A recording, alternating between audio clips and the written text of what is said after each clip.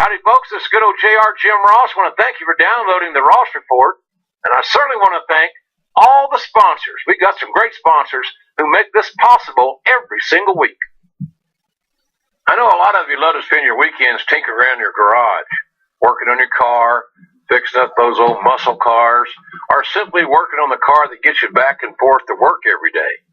Dirty fingernails, oily hands, scraped up knuckles, that ain't nothing but a badge of honor for us car lovers. Well, Advance Auto Parts feels the exact same way.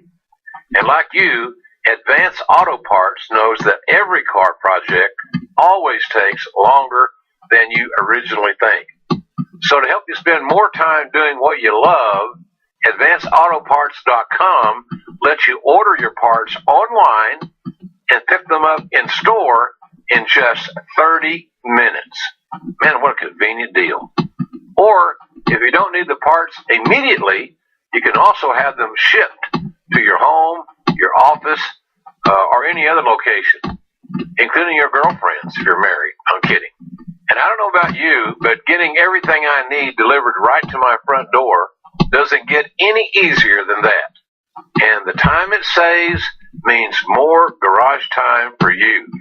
So order what you need at AdvanceAutoParts.com and then pick it up at the store nearest you or simply have it delivered right to your front door. Advance Auto Parts. Get you back in the garage. Hello again, everybody, and welcome to the Ross Report. I'm Jim Ross, and I want to thank you very much for downloading and subscribing at iTunes, the Ross Report. You know it's free. You never miss an episode, and we don't want you to miss an episode. A lot of folks are just discovering us, but we've got over 50 backlogged episodes of the Ross Report that you should check out. I think you're going to like them. Someone asked me the other day when I'm going to have more shows about the Four Horsemen on, for example. And I told them, I had J.J. Dillon on the podcast, and we talked a lot about the Horsemen. So go back and look at all the shows that we've done and pick you out one. Cost you nothing. Just simply download them for free. But I do heavily suggest that you subscribe at iTunes for the Ross Report. And that way you don't miss a thing. They will download automatically to your at your device, I'm trying to say. All these new terms for an old guy like me trying to keep up with all you young pups out there. So it'll be delivered right to you as soon as it's released. And a new show is released every Tuesday night at 6 o'clock California time. That's in the Pacific time zone, and 9 o'clock Eastern time. And of course, by subscribing, you'll never miss an episode. And that's the kind of the name of the game here. Today, I'm going to be talking to UFC Hall of Famer and a man that has certainly earned the right to be called the world's most dangerous man, Ken Shamrock. Kenny will be my guest today. When we recorded this interview, Ken was scheduling a bare-knuckle fight that I had even been approached about doing the play-by-play on in the United Kingdom in April. Since that time, the bare-knuckle boxing match has been postponed, and I don't know what the status of the rescheduling is or isn't, but we left a lot of that content in because Ken really gave a great amount of feedback on bare-knuckle fighting. I was enthralled by his information about it, and that some people consider bare-knuckle fighting actually safer than MMA, where they use 4-ounce gloves. So we're going to keep that in the show because I figure you might be as interested as me in what is the story of bare-knuckle fighting in today's world. So, and we're also going to talk to Kenny about being the third man in the ring at WrestleMania 13 in that infamous Stone Cold Hitman match where there was a double turn. Bret Hart went in as a fan favorite, left as a villain. Austin went in as a villain, left as a fan favorite. It was a piece of wrestling art, and Ken Shamrock was very much involved in that. Now, speaking of WrestleMania, WrestleMania 31 is this weekend, if you can believe that. And we're going to talk about that here in a few moments. But I do want you to know that my one-man show will be this Saturday at 1 o'clock in the Rock Bar Theater in San Jose, 1 to 3. If you have a VIP ticket and they sold out early, I'll start meeting all the VIP guests at 11 a.m. this Saturday. And then at 1 o'clock, we'll start the show for all the other folks. And by the way, there are tickets still available. We have $20 general admission tickets that are still available for my show this Saturday at the Rock Bar Theater in San Jose.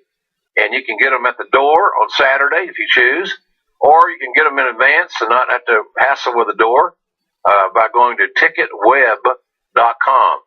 Should be a very special show. A lot of unique guests are coming, and I'm going to try to convince some of them to come on stage with me. So we're going to have fun on Saturday at the Rock Bar Theater, a afternoon with Jim Ross.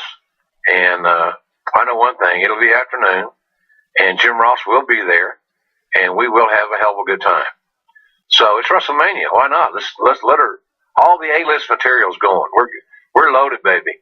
We're going to tell WrestleMania stories. We're going to do about a good 90-minute no-holds-barred Q&A, and you're going to be joined by fans from all over the world that'll be at our event. So hope if you haven't got tickets, you're darn sure welcome. Tickets are available, $20 at ticketweb.com or the Rock Bar Theater on Saturday. Now, before we get to Kenny Shamrock, I want to tell you that you guys have continued every week to help build this brand. We have more downloads every week. We continue to grow, thanks to you fellas and you ladies, you folks. I don't have a television program to back me up. Not complaining, just facts. But what I do have are some damn loyal fans that have been with me for many, many years and that continue to support our efforts. One of those entities that really helps us is Amazon. You'll find all my Amazon links and all my sponsors, for that matter, at podcast1.com. Just click on the Keep Our Podcast Free banner at the top of the page, and then hit the Ross Report button. Lay your hands on my button. I got links for Amazon UK, Amazon Canada, and Amazon USA. Amazon, as you know, full disclosure here, because I don't BS you, gives a small percentage of any purchase that you make back to our show to help us cover our production costs. So here's the bottom line. Simple, cut to the chase. If you're going to do any online shopping and you're going to use Amazon, why not? Please use my Amazon links. It helps support us, and it is a great help, and I really appreciate it. Now, that's the way you find it. Again, remember, podcast1.com. Click on the Keep Our Podcast Free banner at the top of the page, and then hit the Ross Report button. And hit the damn thing as hard as you want. I can handle it. I've been potatoed before. So hit the Ross Report button aggressively or passionately if you're of that sort. I certainly would appreciate it. And I love doing this podcast. I love talking to you guys. I love the interaction. I love your feedback on Twitter about our podcast. And the way this all can continue to perpetuate is through our great sponsors, including Amazon. And I'm able to do this for you for free every week. And that's really what you want here. You want to get a free podcast, and that's what we're offering. So that's where we are. Amazon, you're great. Thank you. Thank you, folks, for using Amazon through our links. It's a big, big help. Now, let's see. Well, I have a few things on my mind, believe it or not. We should have a sound effect there, some kind of news thing, or some kind of something with some sizzle. When I say, and now I have something on my mind. This just in, that kind of thing, Let's start with WWE, the big old dog in the yard. It's because it's WrestleMania week. Happens once a year. Some of the greatest weeks of my life have been spent involved in WrestleMania activities, preparing for WrestleMania. I met the other day in an airport a guy that was actually in Detroit in 2007 when I went into the WWE Hall of Fame. He was actually at the Fox Theater. and we had the neatest conversation while waiting on an airplane and an airport, which is where you normally wait for airplanes, unless you're really weird. But good luck on finding a plane if you're not at the airport. So WrestleMania, let's go see fans around the globe traveling to the Bay Area to enjoy all the wrestling-related festivities that are beginning on Thursday. I was told that as of a few days ago that a few thousand tickets remain for WrestleMania. So if you're in the area and you want to attend the big event this Sunday, it's not too late to be a part of it. Check out the tickets and at all your the regular Ticketmaster-like locations. And I find it fun sometimes just to go on StubHub and investigate what tickets are going for and what tickets are available in the secondary market. Our show, again, this Saturday, 1 o'clock, San Jose, $20 tickets available to Rock Bar Theater on Saturday. So if you get to San Jose, if you're listening to this podcast and on your way to San Jose and you haven't bought a ticket, don't worry about it. You can get them at the door on Saturday, $20. $20. So there's where we are there. And again, available at the door. I love the no holds barred stuff. So be ready for some humor, some history, a little motivation, and more this Saturday at my show. Only going to do one show. No bait and switch. One big old fat show. That's what we're going to have on Saturday. Good time for everybody. Guarantee it. The build of WrestleMania 31 in the eyes of many still remains to be somewhat tepid. But the excitement that we will hear from the fans once they are inside the stadium certainly will be one of the most unique atmospheres in all of sport or entertainment. I love the unpredictable nature of the fan base from the fans that come from around the world who'll be there live. It's really cool for them. A lot of them will be their first time to come to the States, and some will be at their a multiple number of WrestleManias, which I find to be just amazing. I've met people that come from, say, the UK, have been to 8, 10 WrestleManias in a row, and that ain't cheap to fly over from the UK and get the hotel and the whole 9 yards. I admire those folks, but the atmosphere is going to be unpredictable because of that fan base. It's kind of reminiscent back at WrestleMania 18 in Toronto. Where the fans were cheering Hulk Hogan and booing The Rock. They booed The Rock. How dare them? Of course, that necessitated an audible at the announce table between Jerry Lawler and I, and you just roll with the flow. You feel the crowd. You don't force it. You don't try to be something that you're not as a broadcaster. You watch your monitor because that's what the fans at home are saying. And you describe it as honestly and upfront, entertainingly as you possibly can. And that's what we did that night.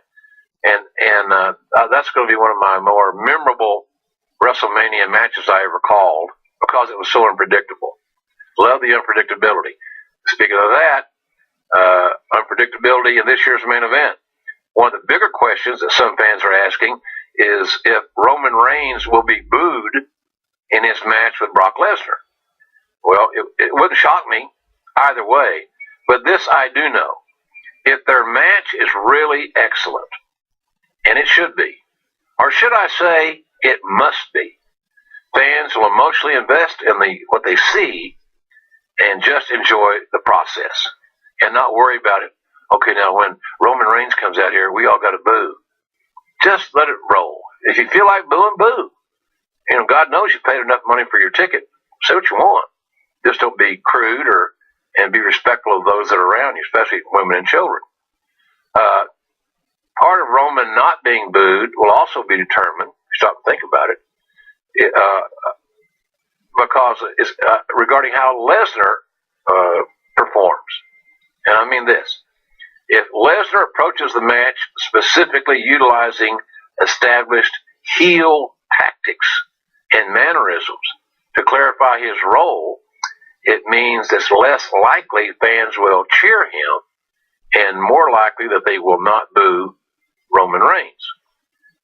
This is imperative because from where I sit, about a frog's hair away from being WWE's biggest fan favorite. Both men will be walking a fine line come this Sunday as they close the show, one has to think. But that fine line is also what makes this presentation so intriguing to me. So I don't really care who gets booed or who gets cheered. There's ways to structure the match where you can lessen the one emotion or the other. That's up to the decision makers and the talents. All I know is I'll be sitting back at home in Oklahoma watching it on my iPad or my PC and enjoying the show. And then then next week I'll be joined by Dave Meltzer of the Wrestling Observer, and we'll review WrestleMania. We'll talk about the UFC. We'll talk about all the other promotions, New Japan included. So that will be on next week's podcast.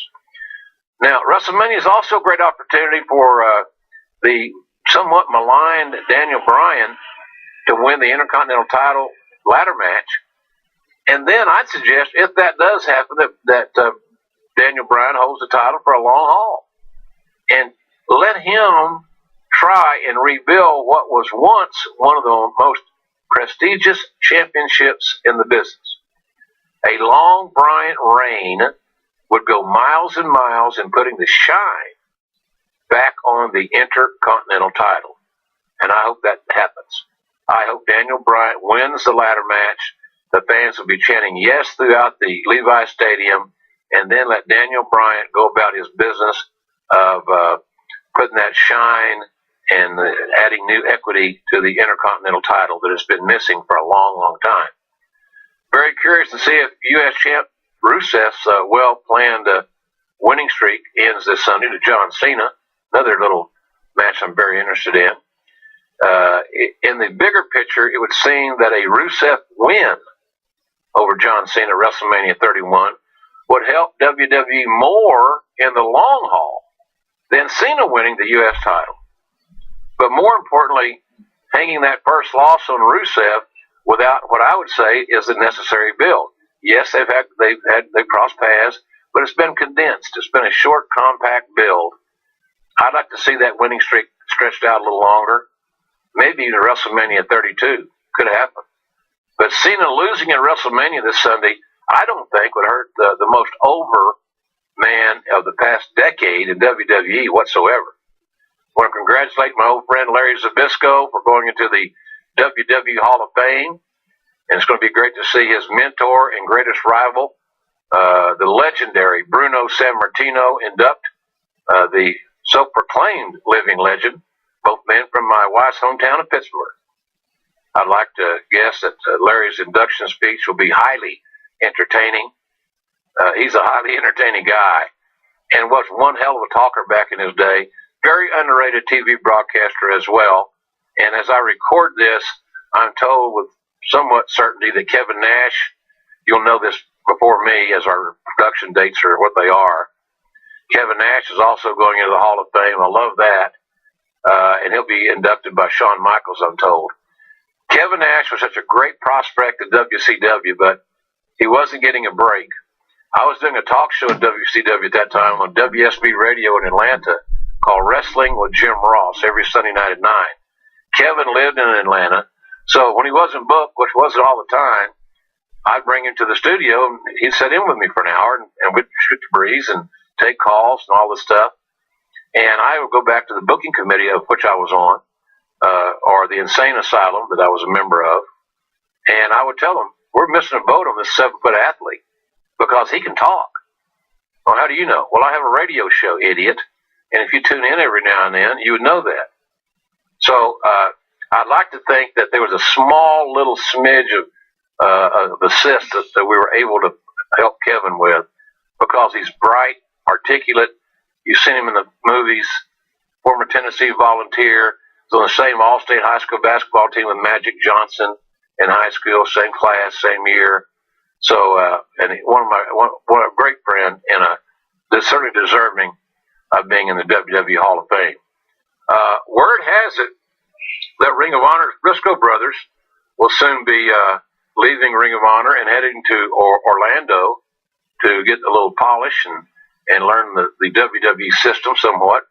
at the developmental center there. Easy for me to say. And I used to make a living talking. How about that? And I think they'll do well there. I like that combination. I think those guys are unique. Will they be the modern day bushwhackers, or will they be the modern day sheep herders? Who knows? But they're talented, they're smart, they work hard, and it's going to give them a chance to really push the button and step up to that pay window and make more money in a business that does not have normally a long shelf life. So if that's true, congratulations to the Briscoe brothers, one of my favorite acts. I hope they do well in WWE if indeed that's where they sign. I think WWE missed a great opportunity to create an amazing Bay Area moment, press moment, to help sell those last-minute tickets by not inducting the late Ray Stevens into this year's Hall of Fame, because it's been great timing. It got great, amazing local publicity. Ray Stevens and the roller derby star Charlie O'Connell were like folk heroes in San Francisco, much like Willie Mays in baseball, and a variety of 49ers one could name from back in the day. Ray's family still lives in Northern California. I think it was a missed opportunity, but I do understand the logic of not doing it, because you don't want too many posthumous inductions. You've got one major one with Randy Savage being inducted, and Randy no longer being with us, obviously. So, but Ray Stevens deserving to be in the Hall of Fame. You're damn right. Too bad it's not happening this year. But you can ask any of the great wrestlers that are still around, to give you a list of 5 of the best they ever saw, and I'd almost kiss your buttocks in front of the post office on a payday, the 3rd of the month, and the Social Security checks come in, if most of them didn't name Ray Stevens as one of their top 5 all-time great in-ring workers of all time. And by the way, as for those of you that want to be stars, Ray Stevens had a great natural intuition, but he was not 6 feet tall, maybe 5'10". Speaking of WrestleMania, don't forget the Wale Mania big event this Thursday night at the Taste nightclub. It's going to include a big meet and greet with Wale, great rapper. Follows me on Twitter as I follow him. Outstandingly talented young man. Rey Mysterio will be there for his. He's going to be a part of a live podcast on MLW with Court Bauer and Conan. So that live podcast will be held that night as well. I think there's a cocktail hour. Tickets are only $15. They're available at the door at the Taste nightclub and via MLWlive.com. I might see you there if I can get the missus to come along with me to make sure I don't. I have not had a drink since SummerSlam or Royal Rumble, and I've been on this amazing diet: no bread, no milk, no sugar, low sodium, and no booze for weeks, and I'm liking it. So it's good. I'm getting healthier. I want to stick around a while. And also, finally, want to remind you about if you're going to attend WWE Access, which I do encourage, it's a great experience, fun for the whole family. Be sure and drop by their store at Access and pick up some JR's products, because they're going to have a big selection of products there in their store, and where you can save on shipping and handling. And by the way, speaking of WWE Shop, JR's products are back in full force on the shelves at www.shop.com. Moving on now to the TNA portion of the what's going on. The TV show from London featuring Rockstar Spud versus EC3 hair versus hair match about a week ago was one of the best produced and executed TV matches that I've seen in a long time. That particular show was arguably the best wrestling show of that particular week, in my humble opinion. And I certainly want you to check out my pal Taz's podcast, because I'm going to be a guest later in the week on the Human Podcast Machines show. We'll be talking about WrestleMania and whatever else comes on his mind.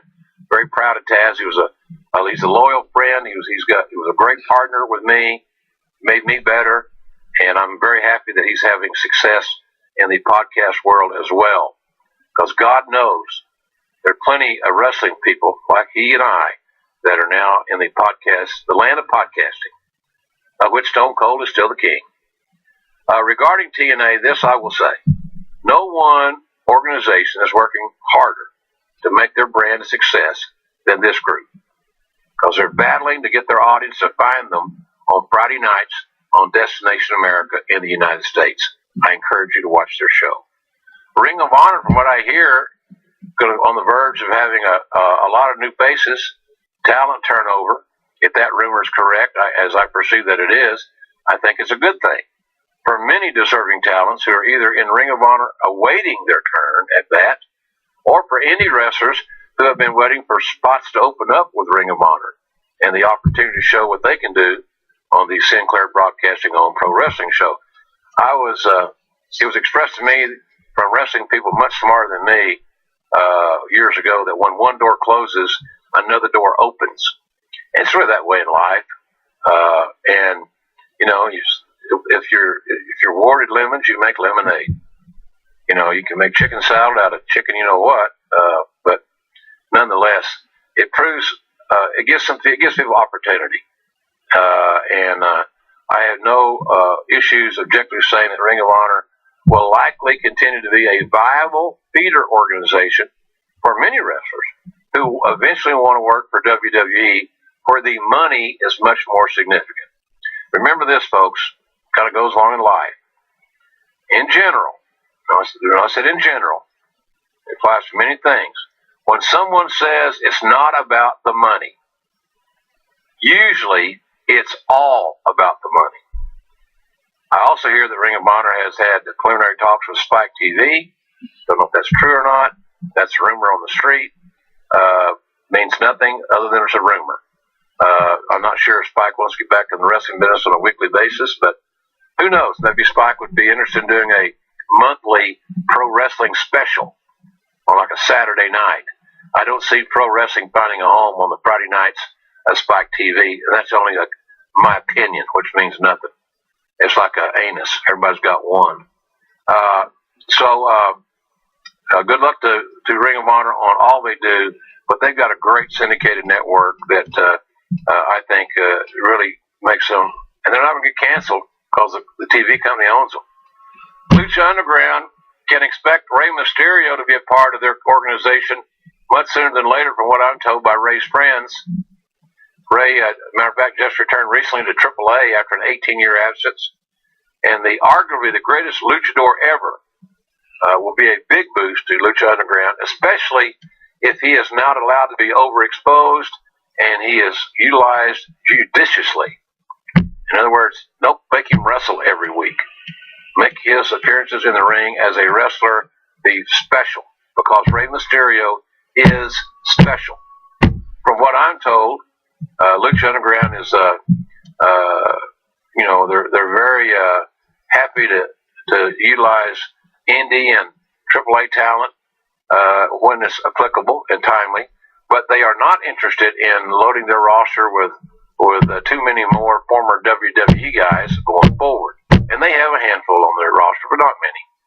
The biggest objective, in my opinion, for Lucha Underground is for this group that I enjoy watching on Wednesday nights, quite frankly, to develop their own homegrown stars and attempt to find that one special star that can break through and become a crossover star that takes him or her beyond the ring with a great deal of success.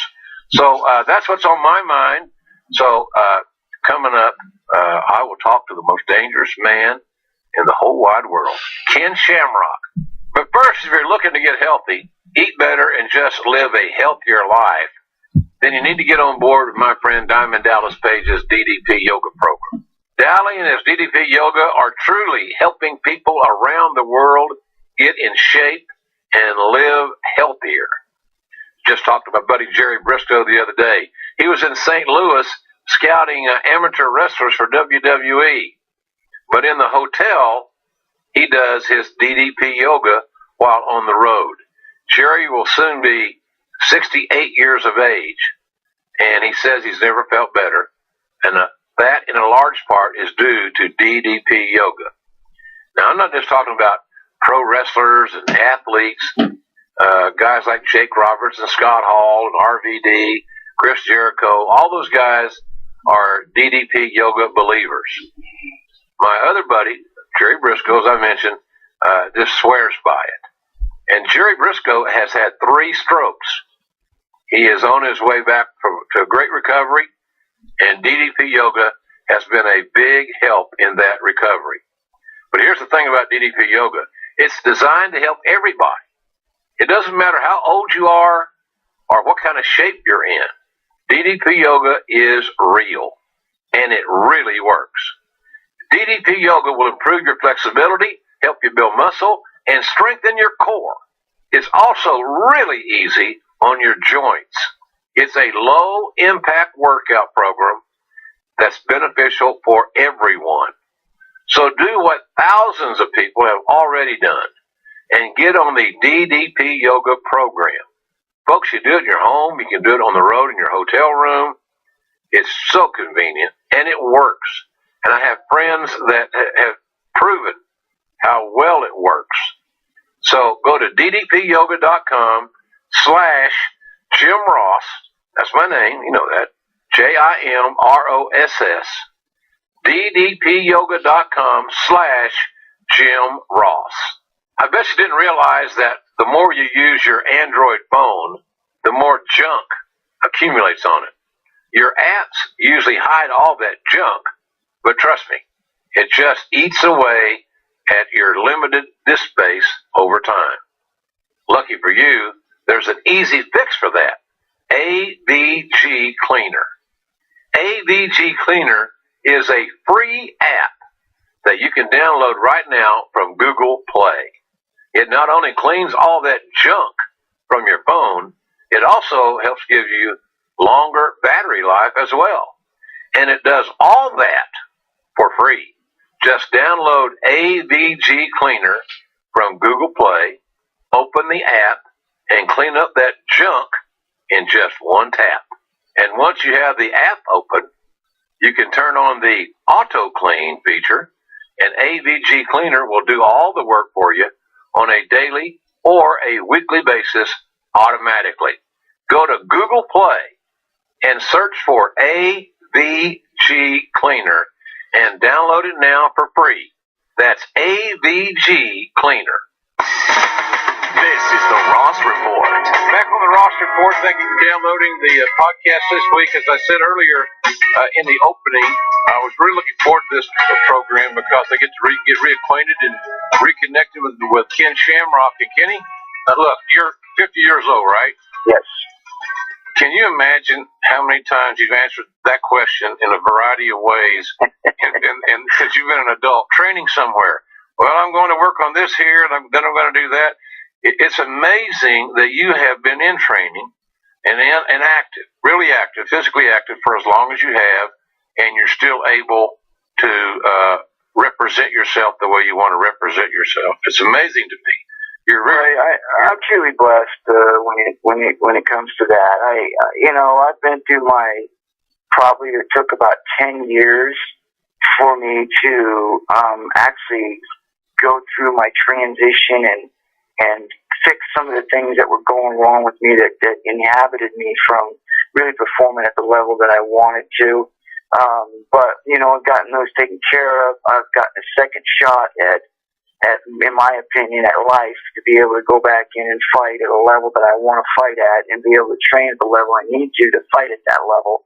So it has been a tremendous experience the last 4 years, getting physically fit and ready and overcoming some of the things I had to overcome to be where I'm at right now, to be able to step into the ring. And like I said, it's all talk until I get in the ring. But I believe when I step in the ring that I will get to be able to perform the way that most people are used to seeing me perform when I first started. Of course, me, I'm always looking for the next big thing and the next big challenge. And I had gotten this opportunity, and I thought, bare knuckle, and I was like, well, I don't want to do that boxing thing where they cut the knuckles out, and the knuckles are an inch deep, so you'll never hit them with the knuckle, but you can say it's bare knuckle because they're exposed. I said, that's not what I want to do. And they said, no, this is going to be this. And so I said, yeah, for sure. Definitely interested in looking at this. So I looked at it. I saw all the people that are watching this, that are looking at this, and I thought to myself, man, this reminds me of the NHB in the beginning days when people came to watch the fights because it was bare knuckle, not because it was submissions or because we were in there doing mixed martial arts, because it was bare knuckle. People got to go, wow, these guys are fighting with no gloves on. It's bare knuckle. There's no gloves. And that's what drew them to the event. Of course, we've now been exposed to submissions and we're understanding of it, and it's exciting to watch, but we still fight with the same thing, where people got 2 rounds and the guys won 2 rounds. You go into the 3rd round, there's 2 minutes left. The guy that won the first 2 rounds takes the guy down in the 3rd round, he holds him for 2 minutes and wins the fight. And people were screaming the whole time, stand him up, stand him up. Beginning days when we first used to fight, the guys used to always say, stand up and fight like a man. Don't go to the ground, you just hug him. Stand up and fight like a man. So now, here I stand looking at all these things that I've been watching over the years, and then looking at these people viewing this bare knuckle fighting stuff, and then doing a documentary on a guy named James Quinn about the bare knuckle fighting thing. All these people are interested in it, but yet nobody, and I mean nobody, has thought to just put him in the ring and stand up and fight like a man. Wow, yeah, great story. Do you wear anything covering your hands whatsoever? Absolutely not. Nothing. No tape around the wrist, no hands. Straight up, bare knuckle, mano a mano, and best man wins. Do you almost expect, Kenny, when you come out of a fight like that one of your hands are going to be broken? Well, that's a good question, because I think in most people's minds, they don't even think about that. They think about how dangerous it is and how somebody gets seriously hurt. And it's really the opposite of that. Because, you look at the hand, and if you miss-hit the target on the face, which is a soft tissue area, which is only about 1 inch wide and 1 inch long, to be able to throw a punch and land in a soft tissue area, you miss that and you hit the head, you break your hand. So, there's a proper way to train for that, and I did that when bare knuckle first came out, when it was no holds barred. I trained that way because I realized the danger in breaking your hand meant cost you the fight. So, very, very, very technical stand-up, very specific type punches. You're not looking to take somebody's head off. You're looking to land your shot and be able to do enough damage to be able to follow up with another shot and then another one and possibly be able to throw a hard one once you get them hurt. And that's really how it is. And it's definitely strategic. It's not a guy just wrapping up, throwing a glove on and throwing your punches wherever you want. You'll knock them out and no damage is done, except to the guy that's getting hit. So, for me, it was already an education for me, and I already learned how to train to not do that. And even though I trained not to do that and trained specifically not to break my hand, I still broke my hand once. Wow. And, you just think us lay people, you would just think, well, it's kind of automatic. There's going to be blood and there's going to be broken hands and maybe a broken rib or something else because these guys taking these shots. Even though we've all been educated on submissions and no holds barred, bare knuckle, but there always seems to be that thing behind it. The reason why we put gloves on people, even the 4-ounce gloves, was because we were trying to protect the fighter, and that is not true. If you're going to protect the fighter, you're protecting the guy that's punching, because you're obviously not going to protect the guy you're hitting, because you can hit a guy many more times in the head and not do any damage to your hand. So, for me, what you're looking for is obviously viewing it is going to be much more graphic. Watching it, as opposed to putting a glove on somebody. It's much easier to watch somebody get punched in the face or in the head with a glove on. But the difference between that, and this is something I love educating people on, is that if I was to strike you one time in the face, bare knuckle, you're going to see damage. You're either going to see a cut, you're going to see a broken nose, broken jaw, a broken cheekbone, a broken hand. If you're going to strike me, going to get broke. If you're going to strike me, buddy, you're going to be kicking me in the ass because I'm going the other way. I know all about the world's most dangerous man. So, but I go ahead. You're going to nail me. You nail somebody. Something's going to hurt. Something's going to happen. Yeah, you're going to see it. You're going to feel it. You're going to see it. As opposed to a glove. If I punch you in the head, I could punch you probably 100 times within a fight, right? Maybe more. And yet, there's going to be some redness possibly a cut. You know, you're going to see it over time. The guy's going to have damage. But what you don't see is you don't see the damage that you're doing to the brain. Many times that brain bounces off the inside of your head. If you're doing bare knuckle and I strike you 1 or 2 times or 3 times in the face, there's going to be something that's going to show for that. And enough that you might be able to stop a fight because the guy's taking too much damage because you can see it. As opposed to a glove where you don't see the damage being taken, it's a slow killer, which means within 4, 5, 6 years, you're going to forget your mother's name because you've taken that much damage. With the bare knuckle, you're going to see a lot more damage right away. You're going to see cuts, you're going to see blood, you're going to see broken bones. Those all heal up with absolutely no brain damage. So you're saying that one of the things a skilled bare knuckle fighter wants to do is to not strike someone in the head with their fist. They want to go. They don't want to do that. They want to strike you minimal times, short punches to the soft tissue area, whether it's the cheek or whether it's the jaw or the nose. And it's not winding up and throwing a hard punch. It's taking short punches and making them strike in the right area.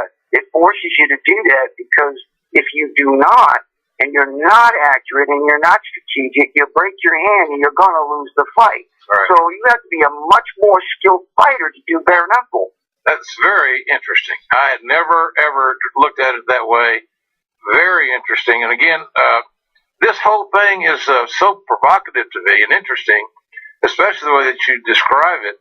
And it reminds me of that classic boxing pose with John L. Sullivan, where he's standing there, that old school boxing pose in the early 1900s, with a bare fist, man. And that's those guys used to go into those towns.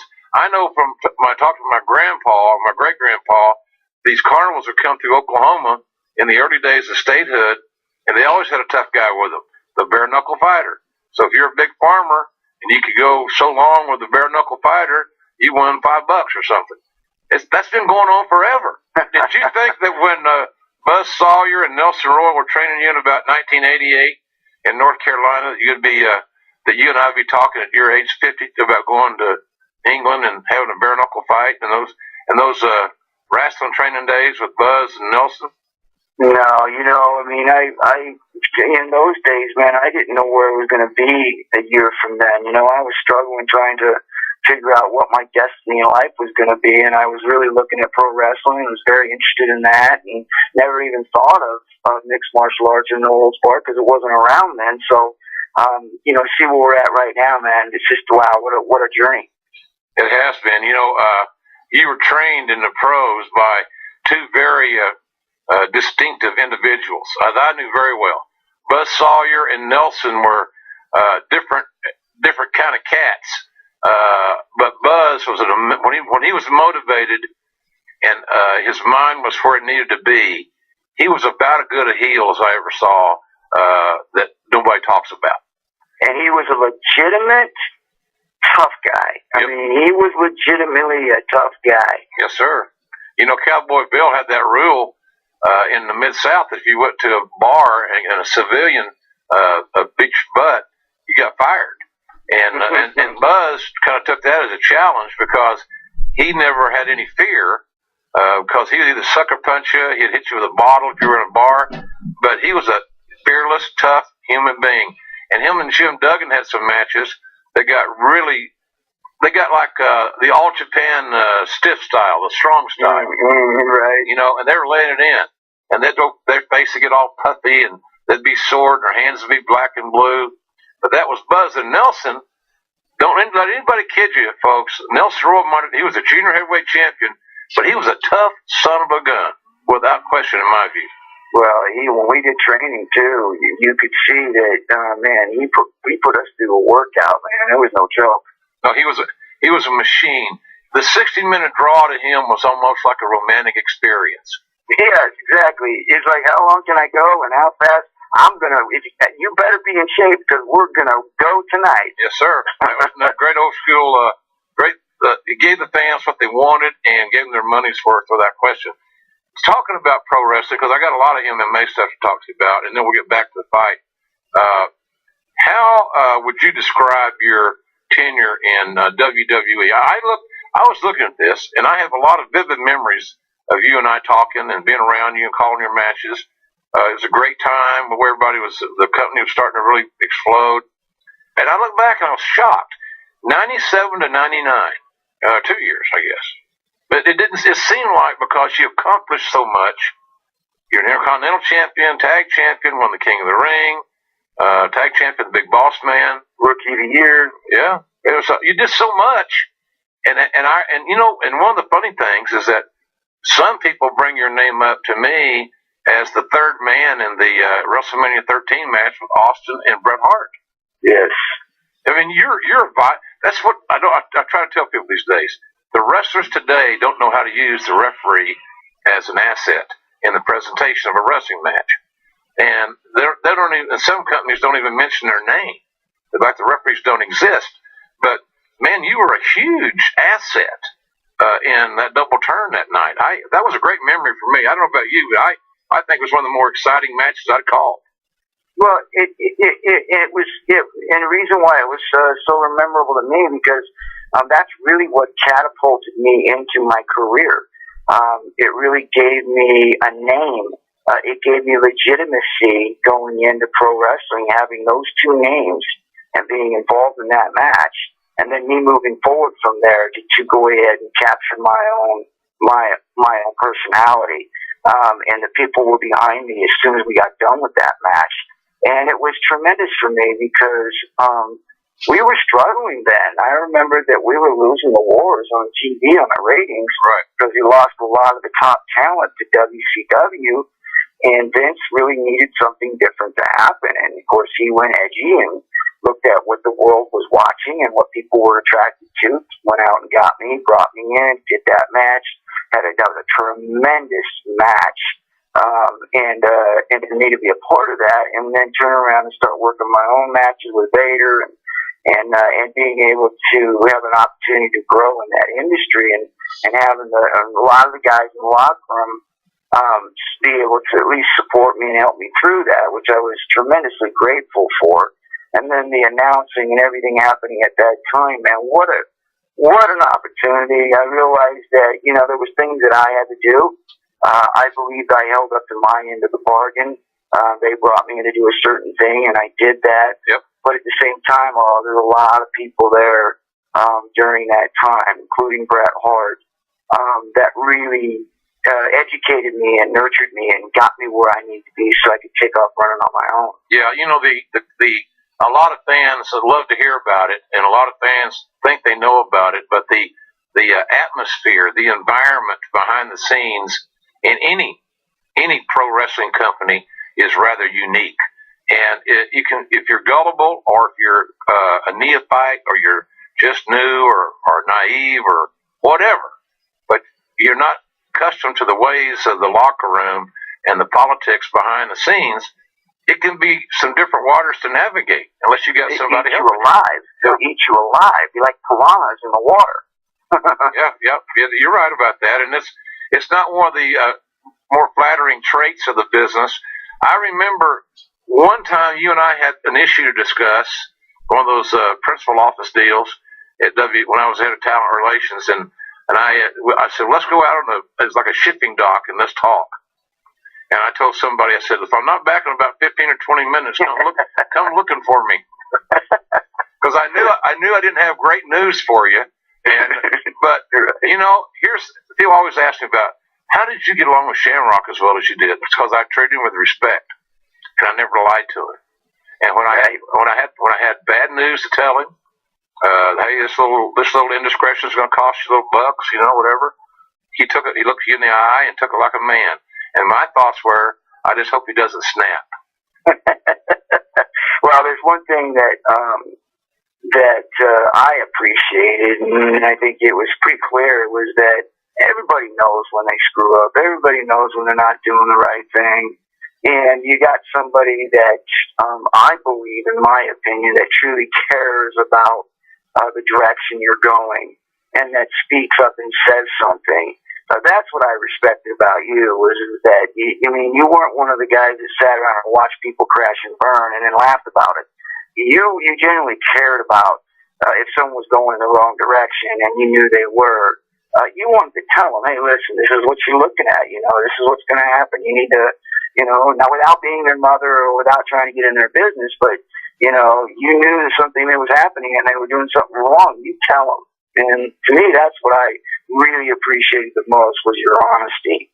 Well, my first boss told me that if you tell the truth all the time as best you can, you'll never have to remember what you told somebody. Because guys make up these lies and these tales. Now, who did I tell that to?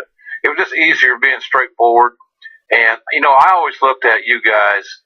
I know there's different philosophies in the wrestling business, but I always preferred to treat you guys as athletes, not as entertainers. Now, we knew the entertainment elements within pro wrestling. We all get that part, just by and large. But I think everybody still wanted to be a jock, and they wanted a locker room, not a dressing room. They wanted to be men, and they wanted a lot. You know, hey, you get a little boo boo, so what? It's a battle scar. You know, use it to your advantage. So I just thought that was always the best path, and that way, guys like you and I were able to communicate. And that's all. The bottom line of it is that we have to communicate. You ain't got to like me. You ain't got to send me a Christmas card. But by God, we got to communicate, or we can't. Right. We can't survive here. And that's right. That's what I mean. You said something like that. Well, you don't got to like me. You don't got to send me a Christmas card. But you know what? You do got to talk to me. Yeah. Sorry about that. But that's just the way it's laid out here.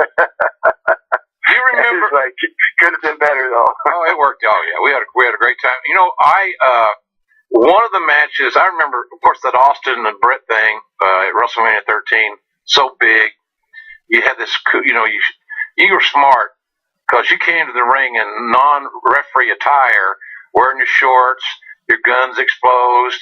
People could kind of see the goods, you know. And we've been putting this thing over, the world's most dangerous man, till it was like, you know, it just rolled off your tongue.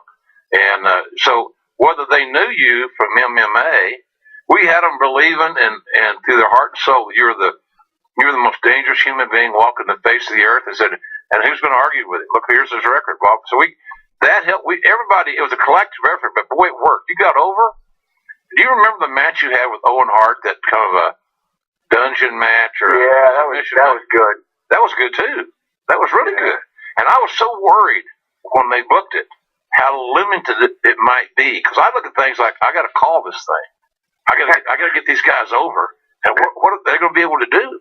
Right. No ropes, no turnbuckle, no mat. Right. But you know, I talked to some old timers. But back in the day, a lot of guys got broken in and got stretched and their manhood challenged at the YMCA on a wrestling mat. No ropes, no turnbuckles. You had to kind of get around that mat. But I thought you guys pulled that off amazingly well. And I think that speaks, certainly not disregarding your abilities, but it also speaks to Owen Hart's ability as a performer, because he was doing things in that hybrid MMA style in that environment that wasn't his specialty. It was tremendous, man. Tremendous ability. He was, and what a kind soul.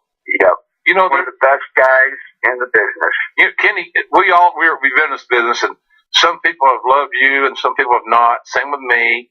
You know, you're told when you get in sometimes that, hey, kid, if you're lucky, when you get out of the wrestling business, you got five friends. You can put them on one hand, you'll be lucky. Right. All that stuff. So, but I don't know of anybody that I've ever heard in my life say a disparaging word about Owen Hart.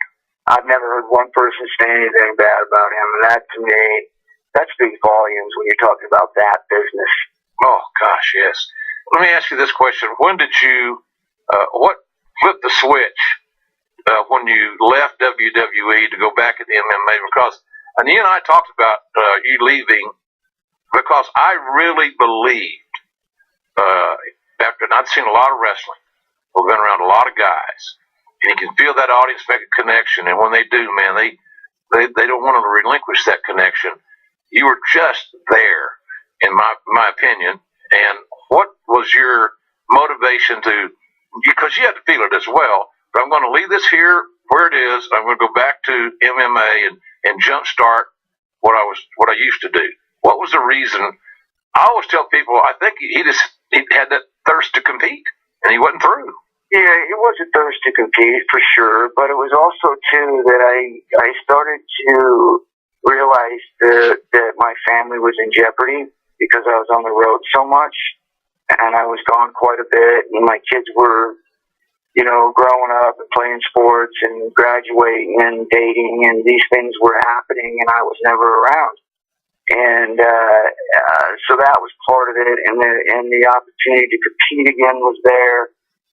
The business was starting to come back again, and I think the dagger, I think, which really brought it all together, was that I realized that, and I was told through certain circles, that my chances of getting a run at the title were gone. Really? Yeah. So because Bret Hart was, I know there was talks about me and him doing an angle and about him dropping it to me, and then the Shawn Michaels thing happened, and then because of my affiliation or my friendship or whatever it was, I started really seeing the other side of the ceiling quite a bit, and so I just kind of felt like that maybe my time had run up there, and that maybe this was the right time for me to make a move and try to make a comeback in the MMA world. So there was a lot of that stuff. Yeah, the family, the time on the road, the opportunity to compete again, and then with some of the things that had already gone on within the pro wrestling locker room and office. What are your memories of teaming with Ray Traylor, Big Boss Man?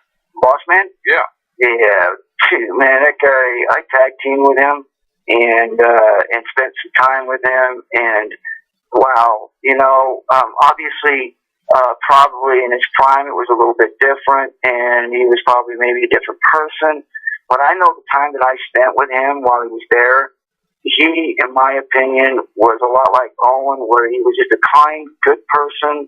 I know that he changed his ways and that he was going down the right path. Just a real kind and genuine person to everybody. Always will be missed. Left way too early, and but what a nice man, good guy. Folks, we're talking to Ken Shamrock. We're gonna cover more some MMA stuff that I'm really intrigued about. I think you'll like it as well. Talk about a little bit of the difference between training for a MMA fight and training to be a wrestler in a pros. And I met a mutual friend of Kenny's in Tokyo, and I want to ask him about his Japanese experience, because it's pretty damn amazing when you go back and look at the early days of MMA and Pancrase and all that stuff, and what you did was absolutely you're an icon in the MMA, and I don't understand why you're not marketed more in MMA, why you don't have a bigger role. We can talk about that, but first, I know you folks are a lot like me in that you do anything to keep your family safe, but you've got to be smart about it. Some alarm sales guys might try to lock you into a long-term contract. And when I say long-term, I mean long-term contract. They tell you everything is free, but you end up stuck in a contract. 3 years, thousands of dollars, and no way out. Well, there's a smarter way to protect your home. Simply Safe Home Security. Simply Safe has no long-term contracts, no commitments, period. You get 24/7 protection for just $15 a month. That's less than half of what other companies charge. Simply Safe is wireless. It's cellular, and that means it's faster and more secure when you need it. In fact, Simply Safe is so effective that police departments around the country use it to catch criminals. So protect your home the smart way. Simply Safe, the best value in home security. And if you go on simplysafeross.com today, you'll get an exclusive 10% off. That's simplysafeross.com. Let me spell that for you. SIMPLISAFE, and then my last name, ROSS.com. So again, go to SimplySafeRoss.com and save 10%. The Ross Report with Jim Ross. Back in the Ross Report with our guest this week, Ken Shamrock, world's most dangerous man. We talked a little bit about being trained by Brett Sawyer and Nelson Royal in the Carolinas in 98 or 88, and Kenny getting into wrestling. After MMA, then going back to MMA. That's kind of where we are here now. I thought the world's most dangerous man was on the cusp of being a big star, huge in my view. I just felt it. Things work out for a reason, nonetheless. And Kenny, you went back to MMA from WWE. Opportunity awaited. The business was there. MMA was getting hot. How did you reacclimate yourself to that world? Was it just a natural return once you got home and got off the road in WWE? Well, it was kind of a shock because time had gone by, and in that world, and even in the WWF or WWE, when you're away for a week or a month or a year, wow, you really don't realize how much things change and how things get different, and to try to come back into something like that and catch up takes a lot of focus and a lot of determination. So when I went back into it, I went over to Japan and I fought over there, and I remember my first fight, I knocked the guy out. It was going in the middle of the 8 minutes, 9 minutes, and I caught the guy, knocked him out of the left hook, and this guy was in like a 4th Street win, and so my first fight was great. Then I ran into some complications with training and trying to get myself where I needed to be, and I ran into a big tough guy and ended up losing the decision, even though I beat him from pillar to post. And I lost to him because I couldn't finish the fight. A lot of it due to trying to figure out my training and trying to get myself healthy, and I couldn't figure out how. And so then I had, of course, the great fight with Don Frye, where I lost a decision on that one, which was obviously I thought was a great fight. So my comeback was good. I just don't believe that I prepared or that I gave myself enough time to be where I needed to be to compete at that level. I've always been able just to jump in and go and do it before. And now, 3 years or 2.5 years, 3 years had passed. Yeah. And things had changed dramatically, and I thought I could just jump in and, go and get where I left off, and that was a rude awakening for me. So it was a lot of learning experience on that. So, I was pretty successful on putting on some really great fights, but, didn't win. I lost 2 out of the 3 fights, one by decision, one I couldn't continue even though I was beating him up from pillar to post, and couldn't catch my breath to continue the fight. And I had some medical problems after that. And so I think that was probably the biggest surprise to me, was that never really thought of my age, never really understood how far behind the 8 ball you can get and try to catch up, because I've always been able to just do it and will myself. And then one day that stopped, where I just couldn't jump in and will myself through things. It took time, it took training, it took expertise, it took all of that stuff to be prepared for the world today that we call MMA. Kenny, Father Time does no jobs. He puts no one over. Father Time always wins. And we all think we're invincible to some certain degree in certain aspects of our life. And it's just amazing what sometimes you get reminded of by Mother Nature and Father Time when they tap you on the shoulder. And the genre progresses. They're more well-rounded guys. They bring more disciplines in. One of the guys you fought, I had breakfast with in Tokyo. I had breakfast with Minoru Suzuki.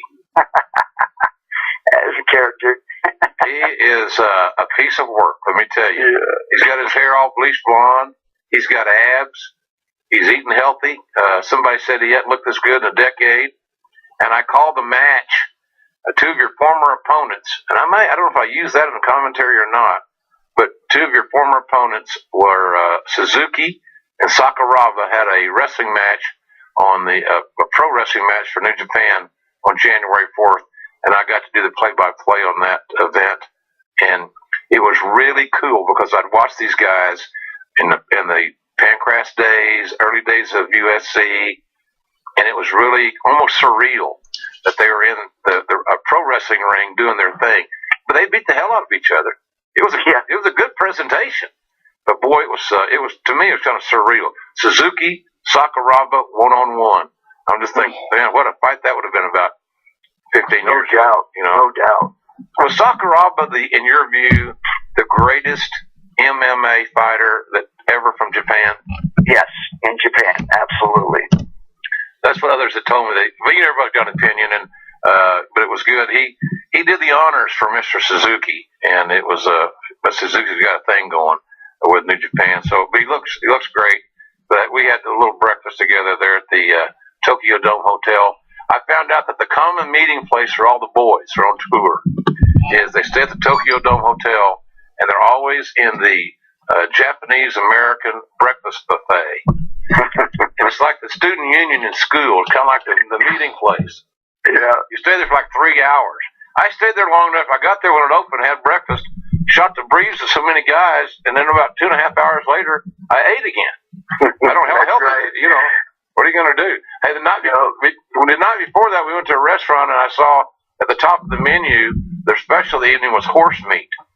And I almost... It sure wasn't fish with eyeballs. Oh, buddy, horse meat. I couldn't handle it. Well, who do you think, Kenny, was just in your own mind, your biggest rival? I was looking at these names like Hoist Gracie and Severin, Dan Severin, of course, Don Price you mentioned.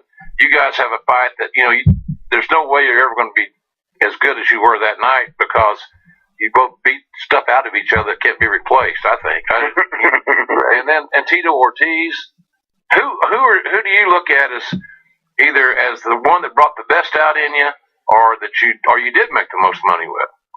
Well, when you mention those names, I look at impact. I look at changing the game. Every one of those fights that you were speaking of, depending on where they were at, elevated or increased viewerships, pay-per-view buy rates, or legacy. They all had their place, and it seemed like every single one of them was another step up. And so when you talk about those fights, I can't even tell you, which one that really did the most for me because they basically all, during different times, were the most important fight to me.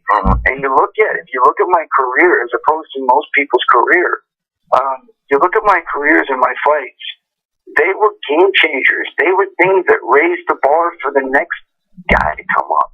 It wasn't just another fight. It wasn't just another championship fight. It was about the next biggest buy rate, the next biggest pay-per-view, the next biggest viewership, or the first time we had Japanese and the U.S. together on pay-per-view. There was just so much impact to all those fights that I had that it literally made history.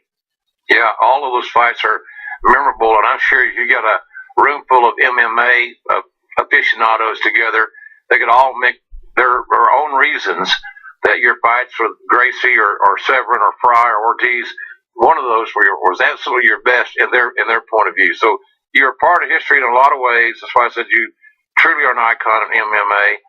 And I'm interested because you expressed a little, when we talked about you leaving WWE, going back to MMA, it was the product with MMA was getting hotter again. You saw opportunities. You didn't think the opportunities were going to be present, at least at that point in time, you're in WWE. What do you make of the CM Punk situation? Because he made a lot of money in WWE. I would say he was in the 7-figure plus club, if I was guessing, and it's merely a guess. One of the more talented guys on the roster, a lifer in the wrestling business, started as a teen and got crossways, burned out, whatever. But he got Dana White hired him. What do you think of the CM Punk situation in general? I love it. I love it. I think that, and I'm not understanding some of the criticism. because the only person that has anything to lose here is him. I mean, he's putting it on the line. This guy is literally going from an entertainment business with all his accolades and all his accomplishments and his whole everything that he's ever done in life, and he's putting it on the line going into the real fighting, going into where he's got to prove himself. I'm not sure why or if anybody has a right to criticize this guy for doing that. To me, that takes some balls to step up and go, you know what? I've done all this stuff. It's great. My reputation is there, but I want to do something different, and I'm willing to put my reputation on the line to do it. I wrote a column for FoxSports.com when Dana signed Punk, and I said Dana White signs Punk, no brainer. Here's the deal. People are going to watch his first event, which we know will probably be on pay-per-view. Be foolish not to. And whoever's on that pay-per-view card is going to benefit from the curiosity factor. Is how well will Punk do? Can he make it through the first round? Can he be competitive? Pray tell, will he upset whomever he fights? So the curiosity buy for that pay-per-view is going to be significant. And some wrestling fans are going to buy it for the curiosity to pay them off with a win. Some MMA fans are going to buy it with the curiosity to pay them off with Punk getting his clock cleaned. But in either event, they're going to sell lots of pay-per-views, and you're right. He's the guy that's putting everything on the line. The fans aren't. Yes, and I like I said, I commend him for it. And I would say this also to people that are watching, especially MMA fans, that this guy is going into a ring and fighting in something that he has absolutely no experience in. And we've got to give him some leeway and some cushion to be able to go in there and be able to make some mistakes, be able to find his way. And people are going to say, well, why should he get any special treatment? Or why should we have to give him any room? And I say, because he's already proven himself. He has already made himself a celebrity and a star that people will pay money to see him. He's earned that right. And because he's earned that right, he's going in. He doesn't have time to be an amateur. He doesn't have time to go in there and find his way and to do all these things. And so we as people have got to be big enough to understand, listen, this guy's going in his first time and he's fighting on the UFC, on the top business in the world, in an event that he hasn't trained in, that this is not where he comes from. And we've got to give him some space to try and at least grow. And I believe if we do that and we allow this guy to go ahead and go in and fight his fight, do what it is he can do, win or lose, allow him at least a 3-fight deal here to get his feet under him, and then after those 3 fights, then we could put pressure on him to perform. Interesting. Very good analogy. I didn't look at it that way. Very, very good. And I said all along, I think he will exceed our expectations in general, because he's a pretty tough kid without question. He's been a big aficionado of MMA since he was a younger kid. He's done some training, nothing significant, but I just think that his aptitude, his attitude, his willingness to train and devote himself to getting ready will be interesting. I think it will be also interesting, Kenny, where he's going to end up weighing, because I think his wrestling weight was around 220, 225. I'm thinking he may be a 185-pounder in the UFC. Yeah, I'm looking at 170. Really? Yeah, I'm looking at 170 might be good, but it might take him 1 or 2 fights to get there. Yeah, interesting. That's good. I like that. Well, hey, we know that both weights are challenging. It doesn't matter. UFC's loaded in every weight class.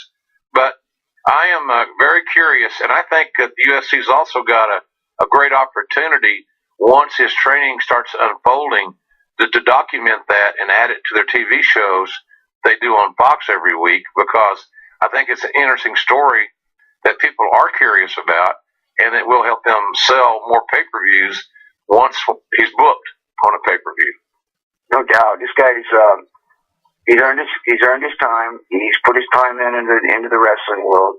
He's earned his fan base. Right. And now he's going into a different genre, but he's going to bring a huge amount of people and viewership to this, and it's going to be a great payday for people that are involved. Absolutely. he's bringing something to the table, and he's bringing name, identity, promotion, marketing, awareness, and he's going to sell pay-per-views. So therefore, everything he touches is going to turn green. It's absolutely. And if you're listen, I told people when he first came out and they were busy complaining about it, why does he get a shot? I'm here and I've been trying to get on there my whole life. It's been my life's work. And I say to them, I said, why are you complaining? You should be trying to either get the fight with him or to be on the card. Stop bitching and moaning because it's going to happen, right, whether it's with you or without you. And I'd rather, if I was involved in your shoes, I'd want it to be with me. Exactly. Hey, moving on to another guy, another thing you got a common denominator with is Brock Lesnar. When he left WWE, you had been long gone from WWE for quite a few years.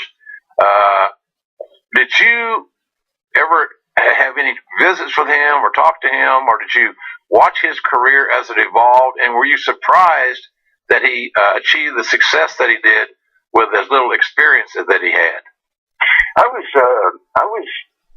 I did talk to him a couple times, passing through some of the hallways when I was at the shows, not when I was working, though. Seemed like a quiet guy, kind of standoffish, but, not a jerk or anything. Just that's his personality. And, when I saw him actually he was going to go into MMA, I thought to myself, this guy could probably do something. I mean, he's big, he's strong, he moves well. That heavyweight division isn't all about technique as far as the submissions and stuff. Not like it is now. And just a lot of guys that are maybe some big bangers and some guys that got some pretty good jiu-jitsu for the ground, but he's got great wrestling. He's strong. He's able to fight, probably able to fight out of a lot of those submissions just by strength only. So I thought, it'd be interesting to see what happens. And, my opinion, I believe they definitely used him wrong. You have this guy that was marketable. People just was in awe of him. They throw him in there, and he's fighting guys that are 15-2, former world champions, and he's on his first or second or third fight, and he's going and fighting in these world title fights after 3 or 4 fights. And, I mean, I don't care who you are. When you get thrust into the limelight and into world championship title bouts, there's something that's said when people say, well, this is his first time in a title fight, but we're going to have to see how he does. That is always the stigma around somebody who was out in their first fight. And they've got an amateur background and they've got a professional background and they've earned their way to the title fight. And yet there's still that thing around there about a guy going and fighting for his first title with all the hype around it, the inexperience in a title fight. There's something to be said for that because it's always being said. This guy goes into the same situation without having the background of an amateur fight or professional fights. He's being thrown right in to the big league, into main event fights with all the stuff going around it, and we're saying, can he handle the big fight? Without having any of the other experiences that these other guys have going into their first title fight. Yeah. And yet he was able to at least go 50-50 with those fights. And to me, I thought that was tremendous. But at the same time, I thought they burned him out. I thought they didn't give this guy a chance to settle in and a chance to be all he could be. I believe he probably could have been the best pound-for-pound fighter in the world at heavyweight. I really believed he had potential to be something tremendous. Marketing ability would have been through the roof. But yet they were throwing him in there against guys that had so much more experience and so much more skill sets and striking and submissions. And every time he was in a fight, he was fighting for his life because he didn't have any skills that he could set back on. Just the wrestling, and that's not skills you need for MMA fights. And so I thought going into his fights, he had to use everything that he had in order to try and get a win or at least stay in a fight. And I think he got burned out. The diverticulitis issue is also a factor in the way Lesnar's end of his career came. The diverticulitis had him weak. I've had diverticulitis, and I had 13 inches of my large intestine removed when I moved to Oklahoma from WWE after experiencing stomach aches for about a year and a half, and being an idiot saying, well, I can be sick at work as easy as I can be sick at home. So, but it darn near did a double turn on me because I was very lucky when I finally caught it, because I was just about at the end and I didn't even know it. So that diverticulitis issue is something. Considering his competitive nature, So I'd rather you've been around him, as you mentioned. You've seen him fight. You've been around a lot of tough guys, a lot of motivated guys, a lot of natural athletes. That sit at home on but some couch do you complaining think on that a podcast. his contract with WWE is up? I'm under the impression right after WrestleMania. It's what I love. Do you think that there's a chance that he?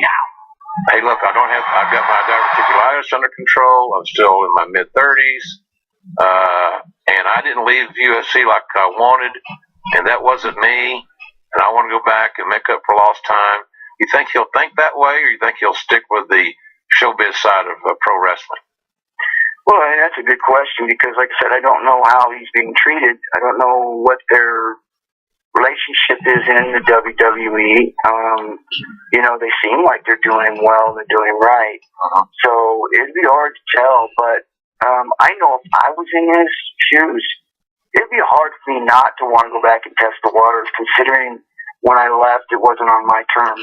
I'm with you on that deal, and I'm kind of leaning that I know that Bellator is going to make a big run at him. Well, I know.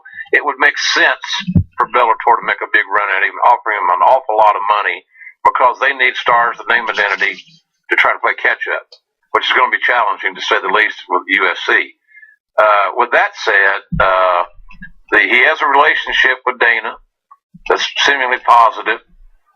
He made a lot of money there for UFC and himself. If they played their cards right and start a little slower, if they came back and start him slower, then I think that they have a chance to really rebuild him into the conquering, returning hero who's back in battle after healing up, and now we're on this journey together. I think there's a couple of good years there, without question, that he could be like printing money. Well, I think you're right, and I think if it was me bringing him back, I would definitely make sure that I use the issue that he had leaving, and really take it slow, build him in, get him some fights, get his feet under him. I'd do that for a year, get him 2 to 3 fights. That is competitive, but it's not. You're not going to be right in front of everybody in the main event. Semi-main event, because he's a draw. So you got to have him up on the card. But I wouldn't put so much pressure on him right away, and I would definitely get him some fights that can challenge him, but it's not going to, stress him too much, and just build him up, because this guy could be there for a while with his strength and his ability, his athleticism, and getting some learning in there with the ground and some defense, and just take your time with the guy, at least, 3 to 4 fights, and then set up for something for him to fight a big fight, maybe once or twice a year. Yeah. One thing, and I'm thinking like the promoter now, but they're going to build a new dome stadium in Minneapolis for the Vikings to play in, and it's supposed to be really a state-of-the-art facility. Under the right timing and the whole 9 yards, how would the hometown hero from the University of Minnesota, national champion, 2-time All-American, do in shooting, having a match to go for the title again in his home market in that dome? That could be an idea for Dana and his guys. If they haven't already thought of it, they probably have. But the dome's not built. And, as I say, Rome wasn't built in a day. A dome isn't built in a day, Kenny. But there's money to be had by that big rascal, I think. Do you believe this? I've always wondered this. You mentioned he was kind of standoffish. He's kind of he can be introverted. He doesn't need to be the life of the party type guy. Right.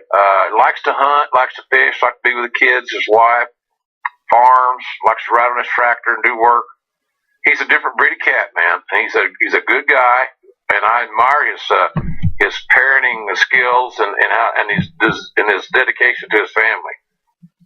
But there's no question, dude. I mean, like I said, you meet him, and unless you don't take it personal and get to know the guy. I mean, like I said, I don't know him a whole lot, but I just know the kind of person that he is, because I deal with people all the time. Yeah. I've dealt with troubled youth, at-risk kids. I've dealt with juvenile. I mean, I know personalities, and this guy is a good person.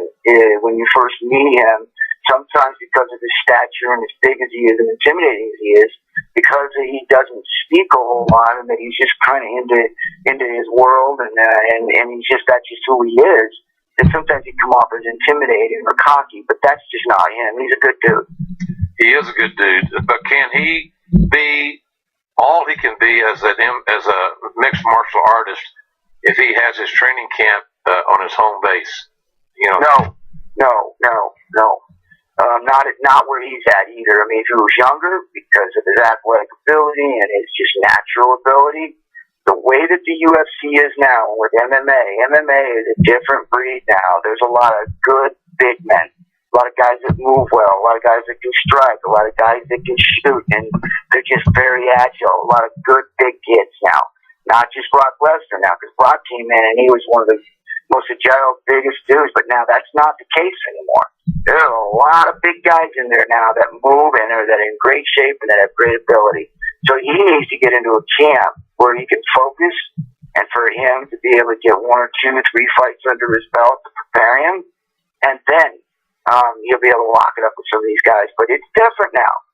I hear what you're saying, but I don't know that he will want to leave home base and train.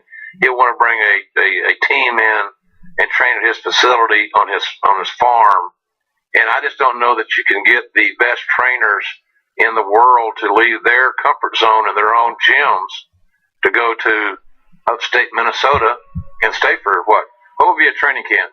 2 or 3 months? Yeah, mine, because of my age and because of me, I did 4 months. Yeah. But for a normal average, it's usually anywhere from 6 to 8 weeks. Gotcha. Well, that is interesting on the Brock Lesnar, how they would position Brock Lesnar. I'm not advocating he leave WWE. He's got a great part-time job. He doesn't go on the road. He doesn't make live events. He makes selected television, selected pay-per-views. I'm assuming he's making a very good living. So, that's not a bad gig. But I just know that the competitive nature in him, he was making millions of dollars after 3 or 4 years in business to leave the business because he didn't like to travel and he wanted to see if he could make an NFL team. He tried out for the Vikings. And I remember him telling me that one of the reasons I want to try this is I'm still young. I haven't played football since high school, and I just got to know. I like the competitive nature. I just got to know. So he's an interesting cat. That's the thing about an athlete, though, and guys who have love for different sports.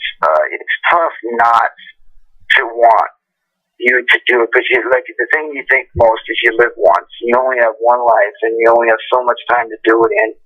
So it really weighs on you, and you really want to make sure that you experience things that you want to experience. You work for both with Dana White, Ford with Vince McMahon. Do people ever ask you to compare the two, or the differences in the two, or the similarities of the two? Because you're in a unique position that you've been on both there. They've both written you checks.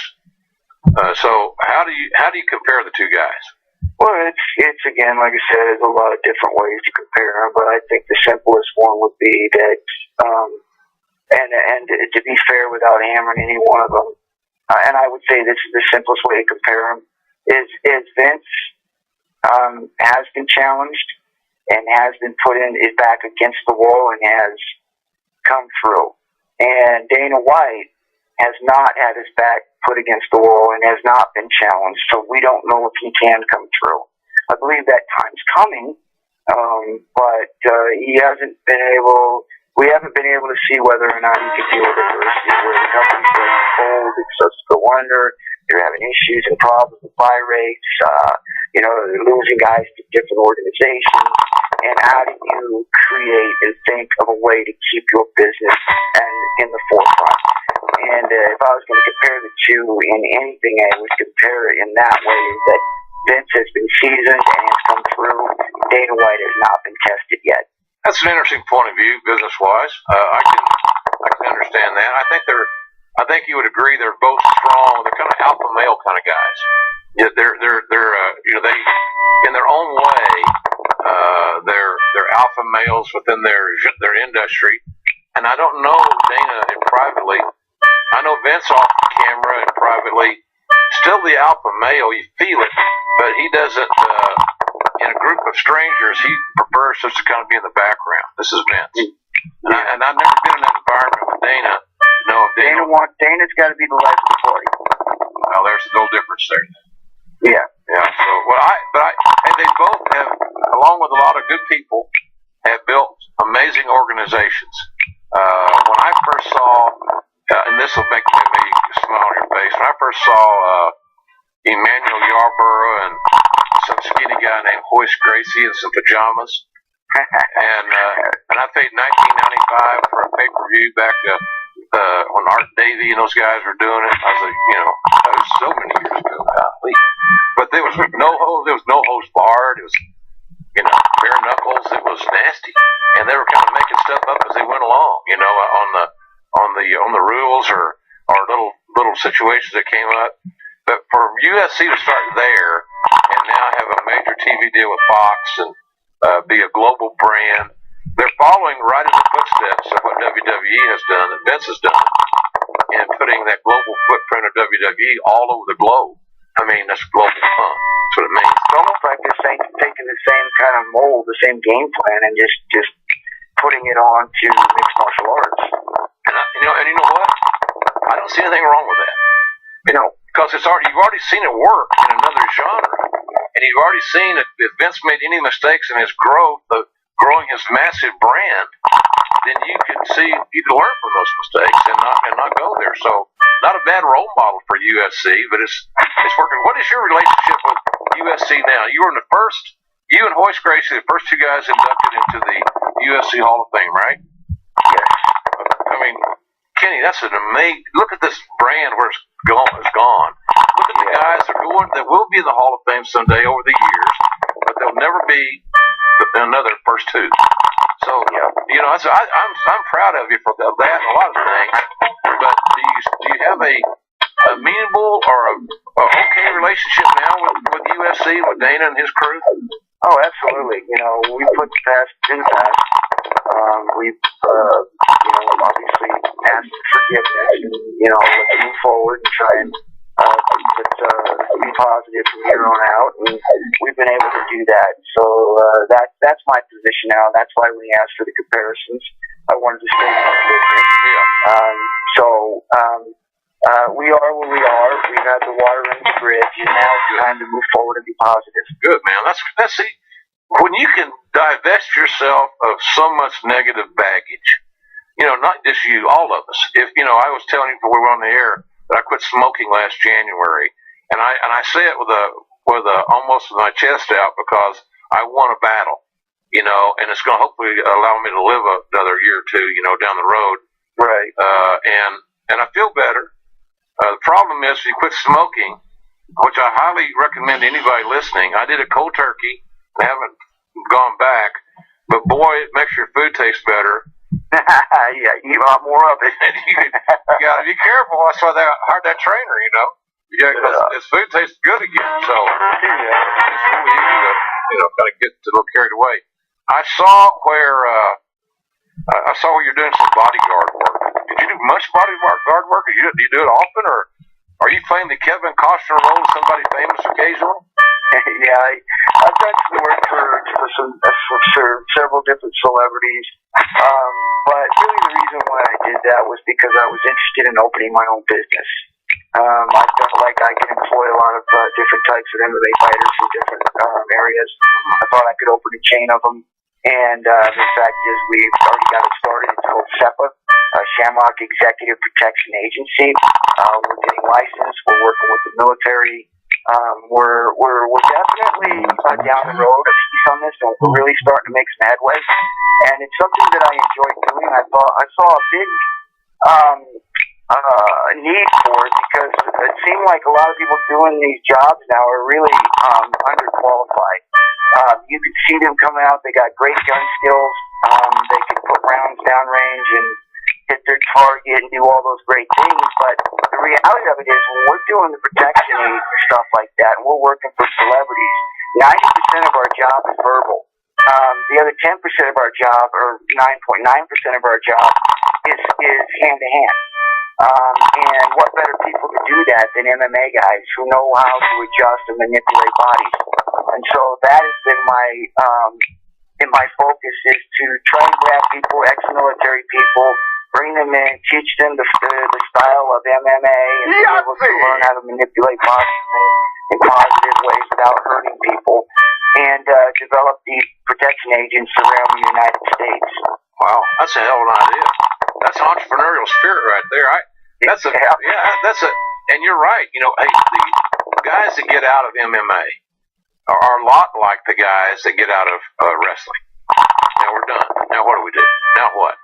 Yes. Now what? And did you save all your money as you could? Well, not really. Did you get all? Well, even if they did, not to interrupt you, but even if they did, what do you do with that spirit that you have still? Right. You don't want to lay on the couch and die and gain weight and get diabetes and, grow old. You want to live, even though you may not be able to take bumps anymore or be that physical anymore, but you can sure go out there and get involved in something that still gets your blood boiling and gets your heart rate going, and that's working protection stuff. I mean, these guys need to have something to do, and that's what I'm providing. I agree. I get the same.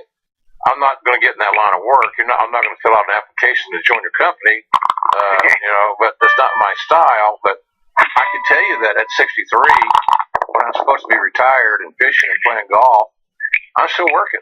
I like to work. I like to stay busy, and because I'm competitive. And I know that some of these guys, that when they leave the MMA, they leave pro wrestling, they're not going to stop being competitive or being driven. They just need an outlet to be able to allow them. That's got to be their vehicle. Or to be a part of the boys again, or be part of a group or something that you feel like you got camaraderie and friendship. And that's what this protection agency does. You're around a bunch of guys who go out there and practice on the weekends. They do drills and they do these techniques and tactics and all these things that are fun and exciting. And you get to go out there and do a job every now and then working with some individuals. So you're part of a group. You're part of camaraderie. You got buddies around you. Smart. Hey, if somebody asked me, is Shamrock got all this brain scrambled from all those years of fighting? I'll say, well, he didn't sound like it on my podcast. I've had great experiences, Kenny, and with you, and I always had great respect for you. I'm so glad that we got to work together during some great years, and maybe some not so great years, but at least an interesting and memorable experience at WWE. I appreciate you taking the time to be with us tonight, and I'm really glad that we got to visit. And I hope that we talk again soon. So listen, best to your family, best to everybody around, and thank you for joining us, Ken. And I always will appreciate your time and our friendship. Well, listen, thank you so much, man. I appreciate your time, and we'll be in touch. Okay, buddy. See you later. All right. Okay. Bye. Spring training has started, and you know what that means. Baseball season is here. Let's play too. Well, there's never been a better time to check out DraftKings.com. I even follow DraftKings.com on Twitter, America's favorite daily fantasy baseball site. And they are awarding huge cash prizes every single day. And just like fantasy football, when you play fantasy baseball at DraftKings, you aren't stuck with the same lineup all season long. You do not have to wait until the fall, after the season ends, to collect your winnings. Playing fantasy baseball at DraftKings.com means instant cash and instant gratification. And it's easy. All you have to do is stay under the salary cap, pick 2 pitchers, 8 position players, and then you're on your way to a massive payday. DraftKings.com has already crowned more than a dozen millionaires. And you could be the next one. So go to DraftKings.com now and use the promo code JIM to play for free. Ain't bad. Promo code JIM, J-I-M, and play for free in the $100,000 fantasy baseball contest on opening day. First place takes home $10,000. Use the promo code JIM, that's my first name, JIM, to play for free right now at DraftKings.com. Thanks again to Ken Shamrock for joining us here this week. And again, Kenny, when we recorded this conversation, which I really enjoyed, Kenny was so willing to come on with us, and I had a great visit with him off the air as well. He was supposed to make his bare knuckle fighting debut next month against James Quinn McDonough. That match again has been postponed, but I did want you to hear Ken's thought and the science and his philosophy behind bare knuckle boxing. So I hope you enjoyed the Ken Shamrock visit. You know, Kenny was just, this close to becoming one of the very, very, very best stars in WWE. When he came to me one day and said he wanted to go back to MMA, there were some big opportunities for him, and he had young kids, could be home more, not on the road as much. I understood that wholeheartedly, and so he's always been a guy I respect a great deal. Let me tell you something. As we said, when you got to go out to a secluded area and tell a guy you're fining him, let's say $5,000 for missing a booking, and it's Ken Shamrock, you either got to have a lot of Spaldings or you're just crazy. And I think I was probably just crazy, but it was funny. We were talking about, I told the guys, if I'm not back in about 10 or 15 years, come looking for me. There'll be pieces of my anatomy all over the loading dock at that arena. But Ken's a great guy. He's a man's man, and I'm glad he's doing well. I hope he continues to do well. A lot of respect for Ken Shamrock, no doubt about that. Next week, we're going to be breaking down WrestleMania 31 with Dave Meltzer, the Wrestling Observer newsletter, the guru of all combat sports, who's been writing about pro wrestling longer than anybody out there right now, as far as I know. And we'll go through the card, the matches, talk about everything that happened at Levi Stadium in Dave's hometown of San Jose. And we'll also talk about UFC, MMA, Brock Lesnar, Ring of Honor, New Japan. It'll be a packed show, a big show next week, probably a little longer, more information than normal next week with Dave Meltzer here on the Ross Report here on Podcast One. Remember, if you're going to WrestleMania 31, you're going to be in San Jose, live in the area, you're traveling, you're going to be around. I personally invite you to come to our show. It's Ringside with Jim Ross. It's Saturday afternoon, this Saturday afternoon, the 28th of March, 1 o'clock starting time. $20 tickets are still available, and they're available at ticketweb.com, along with the fact that you can get them at the door the day of the show, which is, pretty much idiot-proof. And there's free parking there, I'm told. And if you're going to go to the WWE Hall of Fame induction ceremony, which is a wonderful event, my show will be over about 3, and their show, that show starts at 5. So you got 2 hours to go about 15 minutes. You could damn near walk on your hands that far. I couldn't, but it's close. Also, want to, as I mentioned earlier, WWE Shop has been working really diligently to keep up with the demand for our products. It's a good problem to have. They are now fully stocked, and so just in time for grilling season, WrestleMania season, and all other events. Our products are just as good in the kitchen as they are on the grill, but www.shop.com has it all, including all 3 flavors of our beef jerky, which is selling like crazy. Our friends in the UK, American Soda, .co.uk, and you can follow them on Twitter at American Soda. They are our partner in that part of the world, in the UK and Ireland and parts of Europe, along with BeyondTheRopes.co.uk, and you can follow them on Twitter at Beyond the Ropes. So great partners over there, and the folks in the UK and Ireland, that part of the world, are digging them some JR sauce because they like the barbecue sauce. They love the ketchup. They love the mustard. They got our seasoning. So we thank them and we say cheers to all the fans there that are supporting us. I saw somebody the other day. I got some Twitter pics of folks wearing my T-shirts, and I think that's kind of cool. That's like an egocentric turd, but I really appreciate the business and the support, and we got a lot of fun designs too. You know, I hope you'll check them out.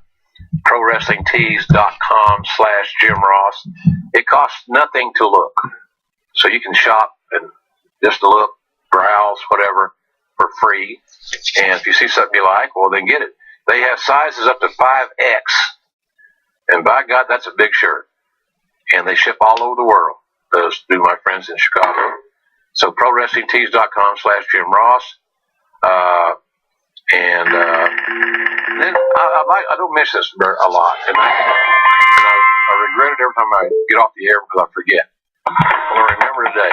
I want to invite you to check out my website, JRSBARBQ.com. JRSBARBQ.com. It's mobile device friendly. I write several blogs each week and answer questions on the Q&A section. So if you have an interest, have a few moments, check out your mobile device and go to JRSBARBQ.com, and I think you'll enjoy our site. And we got a pretty good photo gallery too that you can check out. So again, next week Dave Meltzer's here, and so I want to thank you guys for being with us this week. Hope to see a lot of you this weekend at WrestleMania. I will be in San Jose Thursday, Friday, and Saturday. Then I'm flying home early Sunday mornings so I can watch WrestleMania from the comfort of my own home. So it ought to be a lot of fun. I hope that those of you that go to the Hall of Fame, go to Access, go to the WrestleMania event, have a great time, take a lot of pictures, keep me in your thoughts, and maybe tweet me a picture or two from the stadium. That'd be kind of cool.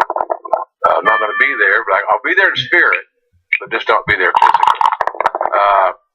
Remember that Amazon, big help. Amazon's helped keeping us on the air for free. And the easiest way to support us is to hit my Amazon links. Anytime you do any online shopping, you're going to use Amazon, just go through our links. There's no hidden fees, there's no extra charges, there's no gimmicks. Just simply click on my link before you shop. And you can get to my Amazon links, as you all know, by going to podcast1.com, clicking on the Keep Our Podcast Free banner at the top of the page, and then clicking on the Ross Report button. I love that damn button. Can't get enough of the button. That's podcastone.com. As if you don't know how to spell podcast one. Podcastone.com. Click on the Keep Our Podcast Free banner at the top of the page, and then hit the Ross Report button. No other button will do. In fact, you'll find all of my great sponsors of the Ross Report right there in that same area. So check them out, and I appreciate it. So I hope you've enjoyed today's show. It was great catching up with Kenny Shamrock. Dave Meltzer will talk all things WrestleMania, MMA, Ring of Honor, Lucha Underground, TNA, WWE. We're going to get into the Brock Lesnar situation next week as well. What's his future? Good. Staying with WWE, going to USC, and don't sleep on this Bellator opportunity that Lesnar could have. If I'm Viacom, I might want to write a big old check to Brock Lesnar to get him to come join my brand. And I think he'd be Brock Lesnar is a player, and guys like him come on. I don't want to say once in a lifetime, but damn near.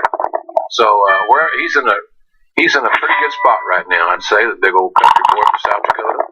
And so Dave Meltzer next week, superstar Billy Graham coming up, Kristen Joseph, co-executive producer of Lucha Underground. Shawn Michaels is going to be joining us. Bobby Roode's going to be joining us, along with Samoa Joe. All that and more coming up And all of my guests are on the homepage of my website, jrsbarbq.com. And you can also go on that same homepage, and my latest podcast is right there. You click one button, and you're listening to it. It's on the air as we speak. So I thank you so much for being with us. You guys are great. Keep spreading the word. Keep spreading the news. And I'll see you right here next week. And again, if you see me in San Jose, don't be reluctant to ask for a photo or me to sign something. I won't bite you. I love the fans. I just ask if I'm standing at a urinal or if I'm in a stall. Let me finish. Let me finish, and then we will wash our hands, and then we will commence. So seriously, if you see me there anywhere in San Jose, I'd love to meet you. And I thank you for being with us. And tomorrow will be a great day for all of you to do something nice for somebody. No matter their race, their color, their creed, be a good day to do something nice for somebody that's not expecting it. But most importantly, remember that our tomorrows are never guaranteed. So until next week, next Tuesday night, 9 o'clock Eastern, 6 o'clock Pacific, when I'll be joined by the guru Dave Meltzer. I'm Jim Ross for the Ross Report saying so long, everybody. Thanks for listening to the Ross Report. Download a brand new episode every week at podcastone.com. That's podcastone.com.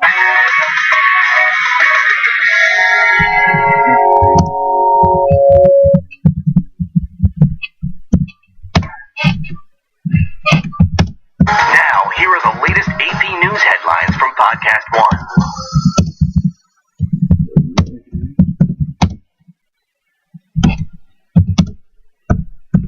AP Update, I'm Ross Simpson.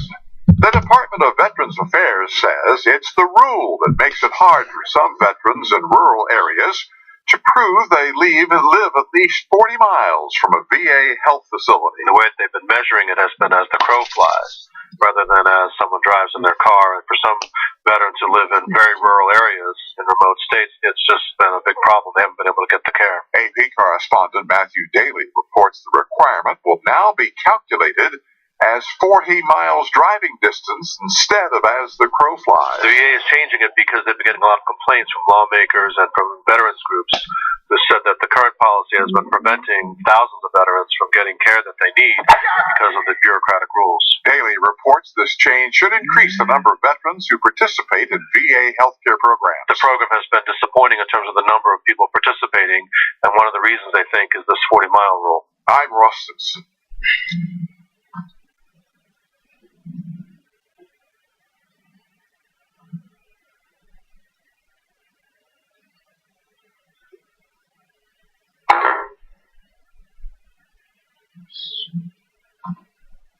Get ready.